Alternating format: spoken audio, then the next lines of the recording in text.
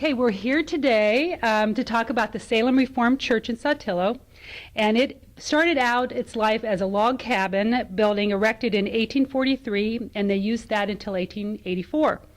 And in 1884, they built a new building, and it was there until 1935. Some of the family members were Dietz, Fry, Conkle, Conrad, and Wagamot. I think I said that right.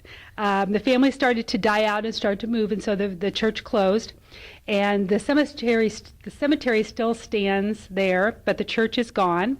And Sarah Bernhart is here to tell us all about what happened to that church. So you said your dad, your father, who bought it? Your father bought it. My father bought it.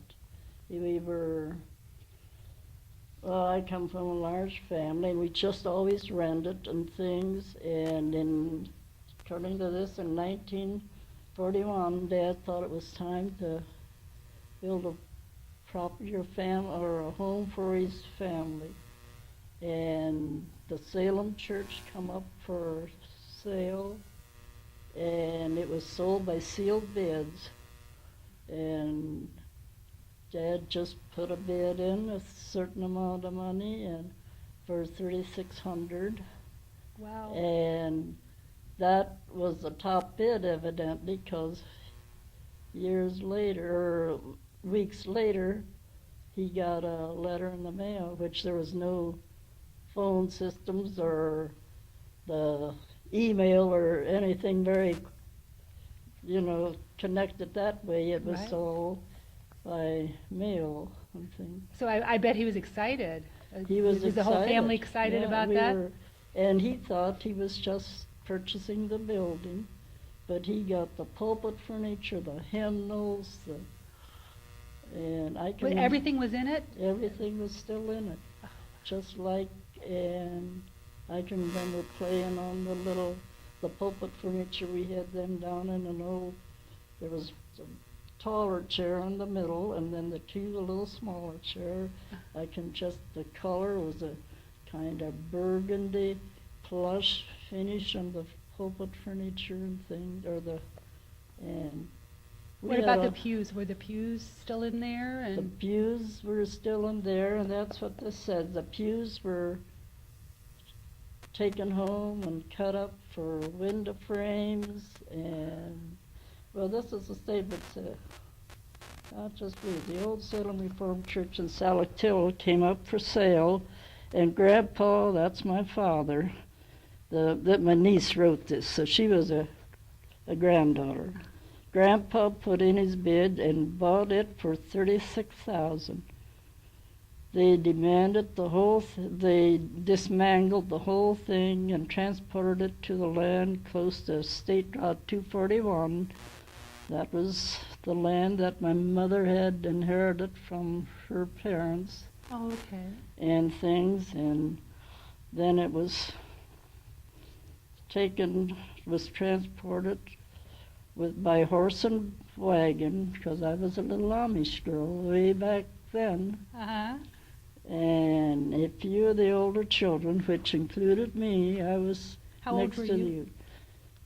How old were you at that time? I was about 13. 13? And I had one brother older than I.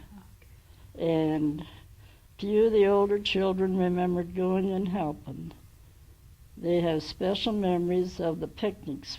We'd take picnic lunches while we were working, and then we'd have a picnic lunch, and we'd go back to work and things again and things. So. How long did it take to do all that? Oh, I can't remember. Well, it was, I suppose, 8 months before we had, everything back home, and before they started building this home then. Okay. And things. Okay. But we were just renting in the Beachville area and things, and at this time in '36, Dad thought it was time to have a place of his own for his growing family and things. Now this is what you have here as your cookbook, right? Your family cookbook? This is a Pepper's cookbook. And you have a picture of the house in and there. this is the picture which of we'll put on the website. This is the original house I grew up in then. Okay. and things. My mother, we had a large family, and I was just a little girl in the house here and things. Oh, neat. And so So you said that something about the bell. I think you were telling me about the bell from the the church. bell from the church was, my dad and Doc Ernie were, well, Dad built a house for Doc Ernie, and they were big buddies. Okay. And Doc Ernie wanted the bell. He knew of a bell. Doc Ernie come from Wisconsin. And Doc Ernie knew of a bell in Wisconsin, or a church in Wisconsin. And he wanted this bell so bad to go to Wisconsin. And it was crated, and it was very particular the way they crated it, and it was shipped to Wisconsin. Oh, wow. And it was raised, put up on top of the church in Wisconsin. Now, I don't remember the name of it, Mm-hmm. but it was the bell. It was too big for their bell tower, too large, and they couldn't use it in no way. And Oh, no. Dr. Ernie was so hard-hearted, it just really hurt him, because that was. So then what happened to it? Do you So know? they shipped it back to Holmes County Okay. and things. And then they would remain And during this transaction, Dr. Ernie held Dad had asked $500, thought it would be worth $500. So Dr. Ernie held the check through all this transaction, and so Dr. Ernie had to send the check back to Wisconsin. And Oh, they send the bill, and that was hard on Dr. Ernie, because he Yeah. thought he had something for his home state yeah. and things. So then And- what happened to it then? Do you know? Well, through this transaction and things, a church in Akron, Ohio had heard about this bell, and they contacted Dr. Ernie and things, and so the bell, it was never uncrated. We didn't, it was shipped back to Holmes County, and Dr. Ernie had the bell in his possession. And when this church in Akron heard about this, they wanted this bell. So it was shipped, and it's locally right up here in Akron, Ohio. It's where the Oh. church bell is at this time. Yeah. So But- do you know which church in Akron? I do not know Uh-huh. what church, and I'm sure there's numerous churches in Akron, Oh, Ohio. yes. There are a lot of So, churches but in it Akron. is in a But- church in Akron, Huh. Ohio.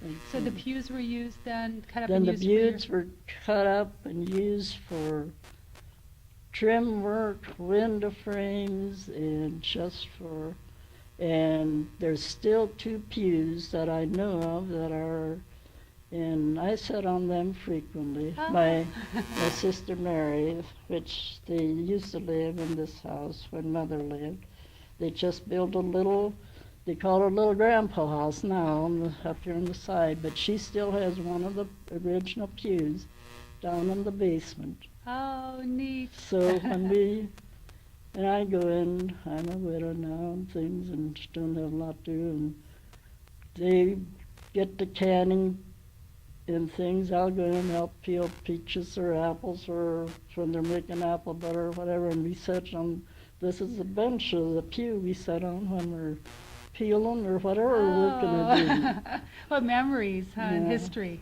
So what happened to the chairs? See, that's what I did not know. I recall having the pulpit furniture there, but I don't know who got them or what happened to them and things. Now the slate roofing, did you use for the house then? You put on The the slate house? is on this house right here, Wow. just out east of Millersburg a little bit, between Millersburg and Benton. And the pews were, like I said, most of them was cut up, sawed up for lumber for the window frames, the baseboard out around. It was beautiful wood yeah. and thing. Yeah. And that's what happened to majority of the pews and things. But there's still, I think, 2 pews that I know of that. They're intact. Uh-huh. Oh, wow. That's and what a things. great history. So, So the shell of the church too was used. The whole oh yeah, all of the wood was yeah, used for. and that was some of the siding and things, and more or less for the, like the windowsills or so, because it was old timber, but it wasn't made nice woodworks or furniture for the, a smooth, they couldn't do a smooth finish, or I guess I should say, Mm-hmm. because it was more rough work back then, or it wasn't the finish type that they do have now in their homes. Mm-hmm. So it was more or less used for the window frames that they put up and things, and I know the heavy timbers were used for the stairway down through the basement and things, and so, but that's kind of what I remember. Well, that's great. That's great. That's great to know what happened to the church.